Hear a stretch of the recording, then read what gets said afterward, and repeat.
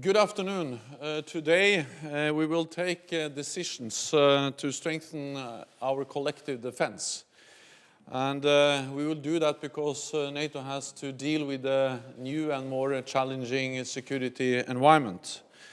I expect that we will increase further the strength and the capability of the NATO response force, including its air, sea and special forces components.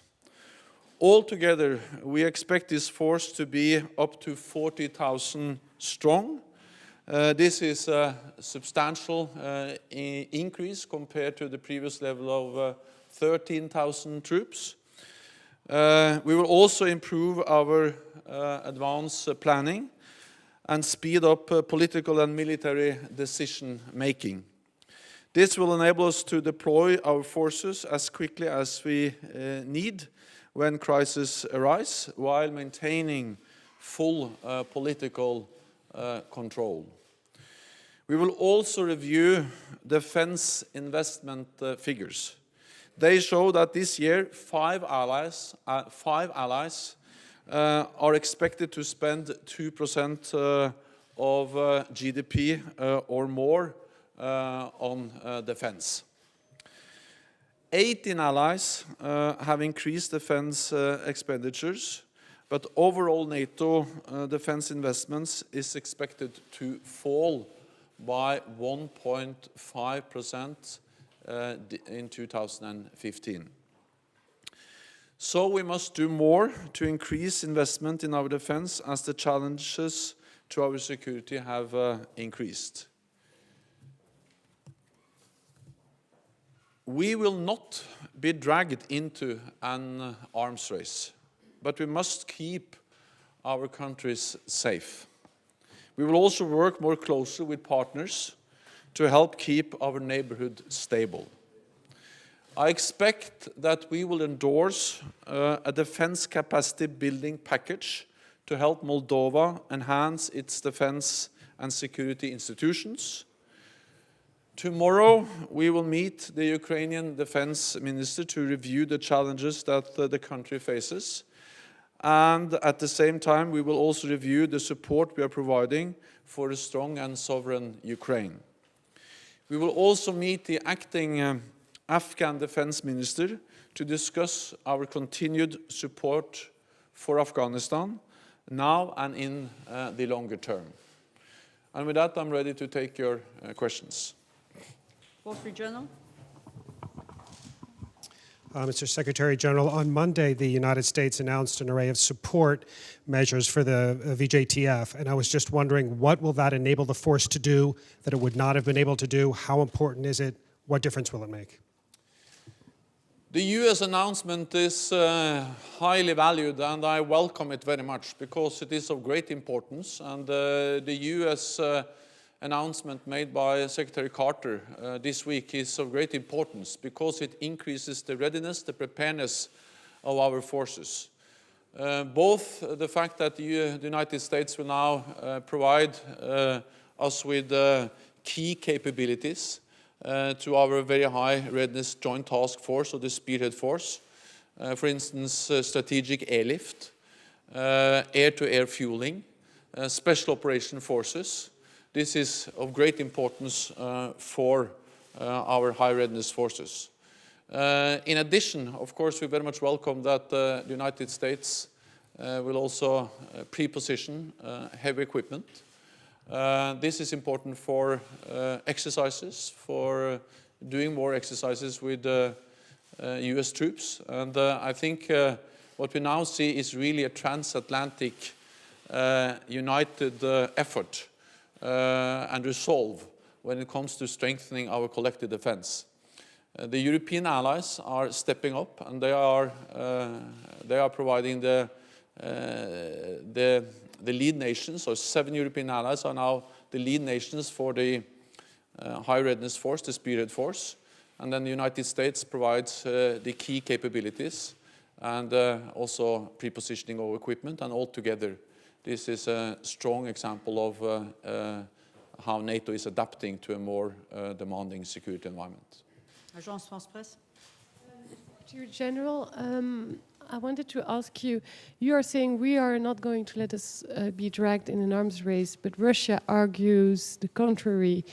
Russia argues that the prepositioning of heavy weapons on the borders, the increase of the NRF, the exercises, those are provocations, and they are dragging, it's the contrary, it's NATO who's dragging Russia into an arms race. What is your response to that? NATO is a defensive alliance, and what we do is defensive. And we are responding to a new and more challenging security environment. But everything we do is defensive, it is proportionate, and it's fully in line with our international commitments. NATO has to respond when we see new challenges, and we have seen new challenges emanating both in the south, with violence, turmoil in Iraq, Syria, North Africa, ISIL. But we also see challenges coming from the east. And what we do is to adapt. And I think that when we see these fundamental changes in the security environment surrounding NATO, if we hadn't done anything, then that would be a reason for concern. We are sticking to our international commitments. We are respecting arms control agreements. And we continue to strive for a more cooperative and constructive relationship with Russia. And all NATO allies are united in our common view that arms control is important. We don't seek a new arms race, but we have to keep our nations safe, and we have to adapt when the world is changing. German television over there? In the middle, thank you. Isn't the announcement of the United States installing heavy weaponry in the Baltic countries a new provocation and a new step up in escalation towards Russia? These are weapons, heavy weapons for exercises. We decided last autumn to increase the number of exercises because we have to increase the preparedness and the readiness of our forces. And I welcome the decision by the United States both to pre-position equipment but also to provide key capabilities as, for instance, air-to-air fueling, special operation forces, strategic airlift. As I said, this is defensive. This is something which is a prudent and necessary response to what we have seen from Russia over a long period of time. Russia has, over many years, invested heavily in defense. They have increased defense spending over many years. At the same time, NATO allies have decreased their defense spending. And they have conducted many SNAP exercises, and they have used these SNAP exercises as disguise for instance, moving forces into Crimea, destabilizing eastern Ukraine, and they are also using now nuclear rhetoric and more nuclear exercises as part of their defense posturing. All of this creates a new security environment, and that's the reason why we are responding in a responsible, defensive way, and we continue to make it very clear that we will do this in a balanced way, and that we continue to strive for a dialogue with Russia, and there is no contradiction between strong defense and dialogue. Actually, I believe that the strong defense, predictability, transparency is key for having the foundation we need to have a political dialogue with Russia. Nova Gazeta. Is there, talking about dialogue with Russia, are there any plans to actually have any dialogue? Because right now it's practically dried up, at least on the NATO level. Maybe there is bilateral, of course, dialogue between NATO member countries and Moscow, but there is no dialogue at all between NATO as an organization and Moscow. I mean, both sides are kind of say they're in a defensive posture, and they're not talking to each other, and that seems to be very dangerous. Are there any plans to begin any kind of dialogue or resume it? Let me first underline that what Russia has done in Ukraine is not defensive. To annex a part of another country is not defensive. That is an act of aggression. And that is the first time since the end of the Cold War one country in Europe take or grab a part of another country. That's not defensive. And Russia continues to send troops, forces, supplies into eastern Ukraine and destabilizing eastern Ukraine. That's not defensive. So there can be no doubt that Russia is responsible for aggressive actions in Europe, and that's the reason why we, NATO, is responding in a defensive way. Because our main responsibility is that we continue to be rock solid when it comes to our ability to defend and protect all allies against any threat. We decided last spring to suspend the practical cooperation with Russia, but to keep the challenge for political dialogue open. And I think that is very important. There are political dialogue on different levels, also between NATO officials and Russian counterparts. I have met Foreign Minister Sergei Lavrov twice, and I think it's important that we keep this challenge for political dialogue open. And we also keep the challenge for military-to-military contact open. And I think this is always important, but particularly in times with increased tensions and increased military activity along the borders. I think it's even more important now, because we have to avoid that incidents, accidents, situations spiral out of control and create dangerous situations. That's also the reason why we are very focused on predictability, transparency on the NATO side when it comes to, for instance, military exercises. And we invite in observers, and we are doing the exercises in accordance with our international commitments. And that's also the reason why we are concerned about the SNAP exercises conducted by Russia, because they are reducing transparency, reducing predictability, and increasing new challenges in Europe. So yes, we have dialogue. Yes, we should continue to have dialogue, but the dialogue has to be based on respect, and one of the most fundamental rules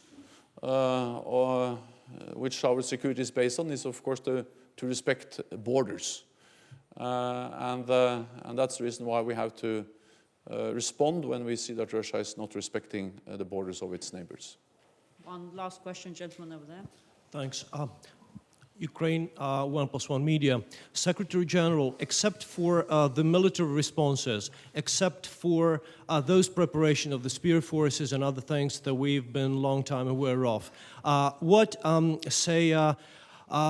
asymmetrical or rather symmetrical responses to the Russian hybrid warfare, like propaganda, like creation of NGOs and corrupting politicians that do try to imbalance the situation in European states that have Russian minorities, that have possible chance for Russian involvement. Do you suggest and do you discuss these days? And the second question, if you don't mind, very short, do you discuss the possible involvement of Russia into the insurgents Islamic activities like the ISIS, the ISIL, or other different rogue states that appear in the world right away? Thank you. I can take the last question first. Also, NATO has suspended all practical cooperation with Russia, but of course, many NATO allies continue to have dialogue and cooperate with Russia in different areas. For instance, related to the efforts that is now going on to try to reach a deal with Iran on nuclear weapons. Also political efforts to try to find a political solution to the crisis in Libya, and also the crisis in Syria. And of course, Russia, being member of the Security Council in the UN, is a global actor where several NATO allies in different capacities and in different frameworks are working with Russia on this issue. So that's also in a way part of the dialogue which is going on, not between NATO as such, but between different NATO allies and Russia. Then on hybrid. So hybrid is one issue which we now are really focusing on. And we are developing our strategy. And I think we have to understand that hybrid warfare is the combination of military and non-military means of overt and covert operations. It's a wide range of different tools which is used in hybrid warfare. And therefore we have to have a comprehensive response. And we also work with other organizations, for instance with the European Union, to increase our capability and capacity to counter hybrid warfare. We have already implemented several measures which are very relevant for countering hybrid warfare. Increased intelligence, increased surveillance, everything related to situational awareness is key, because one of the challenges with hybrid warfare is that the adversary or the attacker would like to do it in a way which gives us as little warning time also reduce the warning time as much as possible. So intelligence, surveillance is key, special operation forces is key, and we're also developing our capacity and the capabilities when it comes to cyber defense. So we are already addressing several aspects related to hybrid warfare. In addition, I will say what we do, for instance, when it comes to increasing also defense capacity building, reforms, resilience of neighbors is also part of our strategy when it comes to make countries less vulnerable towards hybrid warfare. Thank you very much indeed. We'll see you later at around 1800. Thank you.